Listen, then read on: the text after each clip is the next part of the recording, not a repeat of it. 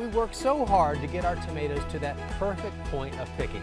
And then one day we walk out and we have a problem. This one happens to be Sunscald and it's completely avoidable. But don't worry, in today's video, I'm going to show you tips to prevent this from happening to you.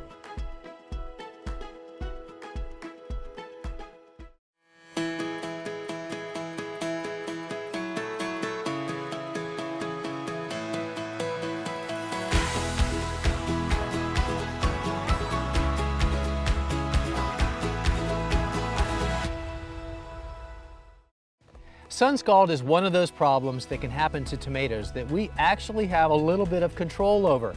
It happens when the sun's rays come in direct contact with the skin, especially on hot days. And it's most prevalent during developing fruit when it's green, but it can really happen at any time.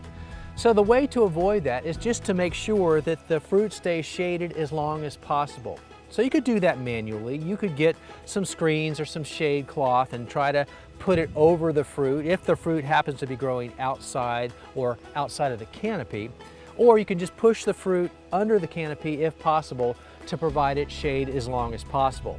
Now here's the problem that happens with tomato plants. They're very susceptible to diseases, and as those diseases start taking hold on the leaves, you really need to remove the leaves to prevent the diseases from spreading. But that's when the problem with Sunscald can occur, because now suddenly they're potentially exposed to that sun where prior to that they were completely shaded. And that's really the reason that Sunscald can come on so quickly, that sudden exposure to the sun's rays. So it's best, for obvious reasons, to keep your plant as healthy as long as possible so you don't have to remove the foliage. But it's still better to remove the foliage just for the sake of keeping your entire plant healthier. The other important step is to avoid overhead watering at all costs, because water can be a real problem for promoting disease on tomato plants especially.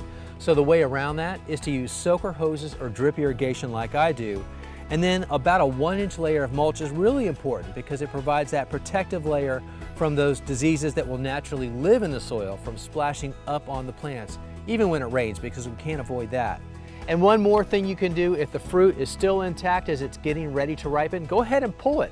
It'll fully ripen on its own. It doesn't need the plant. That's called the breaker stage. But if you want more information on the breaker stage, we have that on our website at joegardner.com.